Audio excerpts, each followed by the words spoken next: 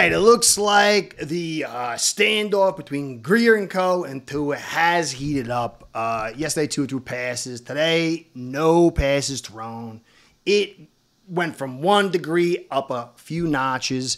And for people saying it's not a big deal, it is becoming a big deal. But it's a long way before it remains a big deal. He could be practicing tomorrow, the next day. He's got really like a full week, I think, this week before anything substantial starts chipping away at what Miami wants to do this season. So, but it's a big deal, and so I'm going to cover that today. A little shocked at how quick it heated up.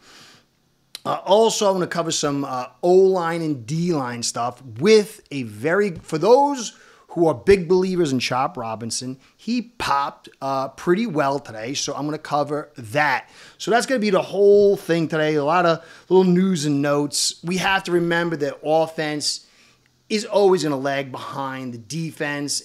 You really should start seeing parity around week 2.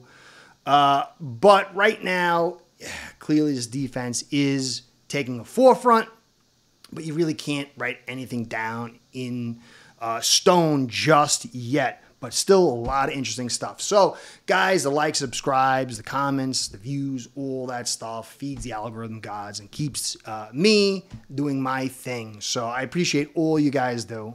It's been amazing how much support you've given to me. But if you haven't subscribed just yet, please subscribe. Just a little click right there. And if you are subscribed and you haven't hit that notification bell, like tech guys say, that's important too, so please do that. So anyway, I want to give you a shout out and a shout out to Ace Bread, my sponsor. Because without the two of you, the show ain't going down. Ace Per Head's betting software is the premier white label platform for bookies to manage their players and grow their sportsbook operation. Click the link in the description below to get set up in minutes. Ask for the Curtis promo and get a special introductory discount. All right, so clearly Tua knows the offense. He's got to get in rhythm with OBJ. He's got to get in rhythm with John, who kind of figures some of the new wrinkles out. It's not going to take that long. So missing today is not a big deal. But as these days where he's not throwing compiles, it's going to start becoming a thing where he will get fined, and then that becomes a further divide. There'll be points where if he's still continuing doing this a week and a half or a week from now, then you're going to have problems as far as getting coherency. Not tons, not unless it drags out really, really far. But still, you have to remember, clearly the Players Association has talked about 18 games. Goodell's talked about 18 games. 18 games is coming. And so a lot of these guys understand what is coming, and new contracts are not going to have this 18th game in it. I don't think they're going to add extra money to all the players with this 18th game. So Tua is looking at what he's producing. He's looking at what other guys make. I think that Jared Goff and Tua, even if you want to be on the lower end, they're comparable. And so they should have a comparable contract. You know, Tua would think that. And I think that if you were Tua, you would think that too. But then there's this 18th game that's lurking there. And then there's going to be a rise in contracts as well. So I really think that with athletes first, that is the agency behind Love, the agency behind Tua, they're very serious about this. Now, Tua is going to have to come back at some point because at a certain point, it's going to compromise the season and compromise his ability to produce, which is going to compromise his ability to be a product out there to get the most amount of money. And then he's going to start getting hit with stuff. How far is Chris Greer and Co. and Tua willing to go to not meet in the middle? I don't know what the numbers are between the two of them. But it seems like the Dolphins brass has got a very, very low number. And I don't know if Tua is saying he wants the most money or what he's saying, but I don't think these two guys are close yet. And this certainly has heated things up. And I'm hearing that the defense is getting on the offense because Tua is not there. And I would say there's a portion of that. I think another big piece is Tehran's not there. The offensive line, even in this light stuff, is critical. So I think Tua and Tehran not being in is kind of setting back the psyche a little bit. Very small at this stage of this offense. But things can change very quickly. So, but we have to understand that this is starting to reach a critical mass. Couple more days of this, another week of this, and I think it's going to be critical mass. It will be very interesting to see who bends the knee, or hopefully both can bend the knee and get to the middle. But this is no longer just a little thing. It's starting to get serious. So now, with the rest of the news, we saw Ogbug signed. He's bigger. I showed in one of my last podcasts how he had a very effective season. Not perfect. It's not exactly what's best for him as far as job assignments with Fangio, but he was effective. He had an injury season, but before that, he was a stud. He's come back, and he got the orange jersey today. And he's got his second sack, and he's looking very effective. And again, I think he's going to fit well in Weaver's system. And it doesn't mean that Fangio's a bad guy, and he succeeded. If you go look at his numbers, it was parallel with some of the stuff he did in his best seasons when if you extrapolate it out from 290 reps to the 780 and the 700 reps. So he had a good season. This guy has stuff in the tank. Now, this is a very easy stage where you have no Tehran, no Tua. The offense is at disadvantage. And so this does not mean he's going to be a dominating force, although it's good to see. Because if you're not seeing this, that's a very bad sign.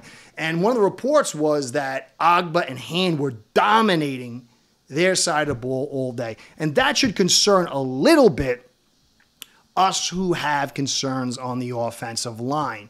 You had Jackson, you had Lamb, you had, I don't think Wynn might be in there. I'm not sure if I didn't see his name. Brewer's in there, Eichenberg's in there, you got Driscoll. I gotta see if Wynn's in there, man. I didn't see his name. Maybe he's still, I didn't see him on the PUP, so he's gotta be. So, and then you had Patrick Paul, who I'll get into in a minute. But you don't want to see domination all day by Hand, who's not an elite guy, and Agba, who's still not an elite guy. That's not a good sign. But it's still early, but we don't want to see this continue. We've seen it before where people said, don't worry, and then you're 2-3 weeks in, you're still seeing it, and then we ended up having to worry. So it's still early, but the good news is Paul looked better. Patrick Paul, our tackle, who's a critical piece, he looked better Thursday than Wednesday. He had some hiccups. He had to end up holding Chop. But he looked very aware. People are saying he looked very aware. And this guy's smart, and he's going to have that. He's got to get his technique down. I got to get into covering that a little bit more deeply. But it's a good sign that you see a little bit more. He's still got a ways to go. But the fact that Tehran's not in, I've said over and over, these extra reps will help. He's going to see what it's like going against NFL guys, and they're going to have tape on him. They're going to be able to correct him. This is really good news. All in all, especially the awareness part, because that is something, if you've got in there and then you got the size, it's managing getting this technique down. Now, Chop had a consistent day overall against the first and second defense. This is very, very good. He ended up, they said he was setting the edge pretty good in the 11-11s. Now, these aren't, again, the offensive line's not able to do everything they want to do, but at this stage, seeing that is only a good thing.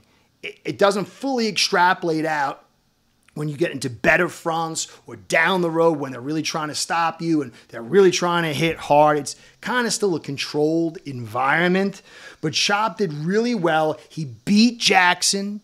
He beat Paul, and Paul had to hold him. And I think there was another play where he actually generated pressure.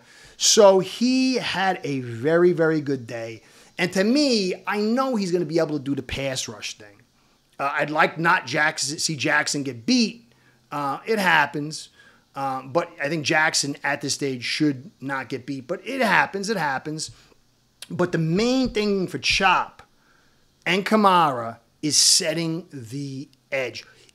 if you go back and watch Phillips in his first season, he had lots of sacks, and everybody focused on that. But he started getting pulled out in the red zone. He started getting pulled out when it was mixed match downs, 2nd and 5, 3rd and 3. Sometimes, not really on first down, but if it was a critical one where they might run, he kind of started getting pulled. People said Flores is a bad guy, but even he said, I got to learn to be more trustworthy on these run downs, and he was poor at it. And when you get pulled out on these mixed downs, sometimes those are passes and you get a good rush in there. And when you get pulled out, you lose those opportunities.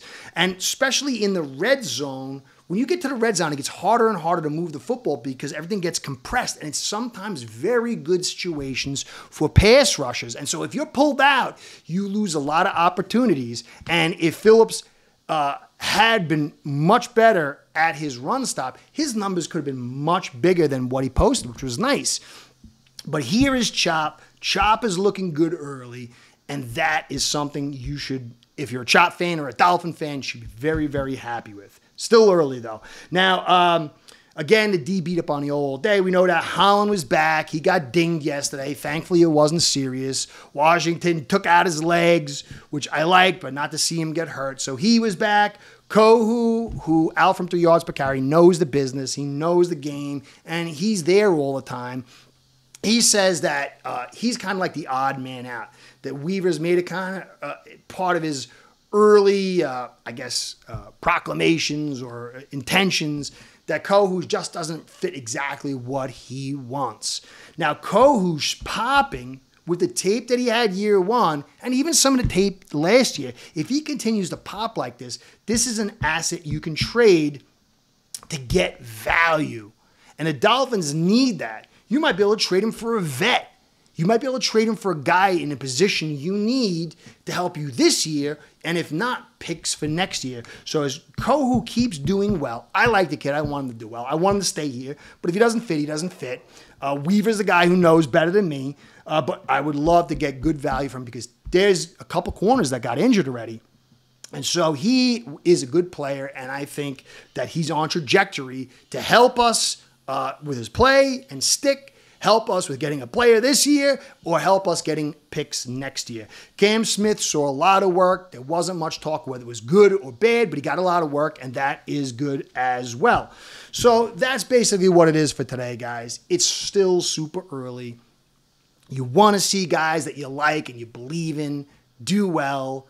If they're not, you can't get too crazy, not for another week, week and a half. This Tua thing, though, is becoming something.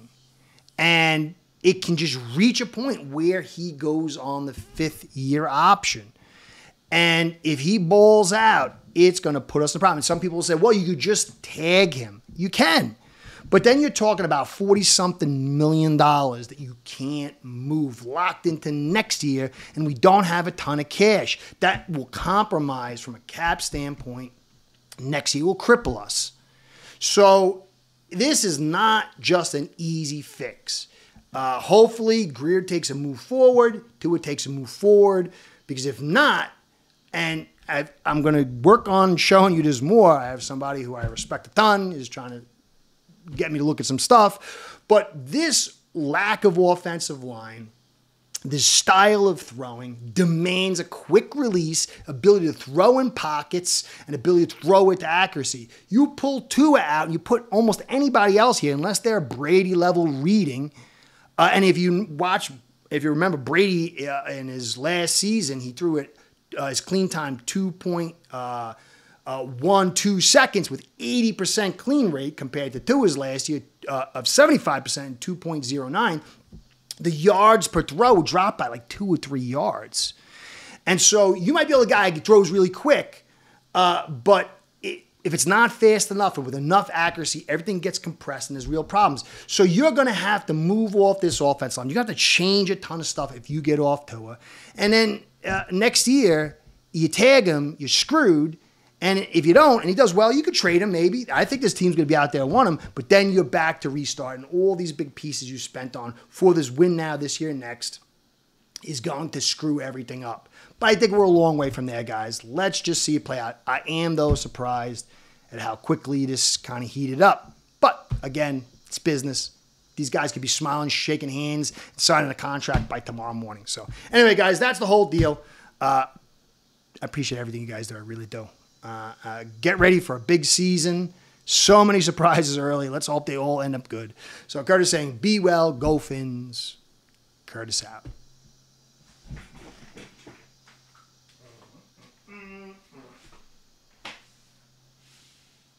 Start building your own online sportsbook today by getting signed up with aceperhead.com service that'll allow you to book action on sports from all around the world.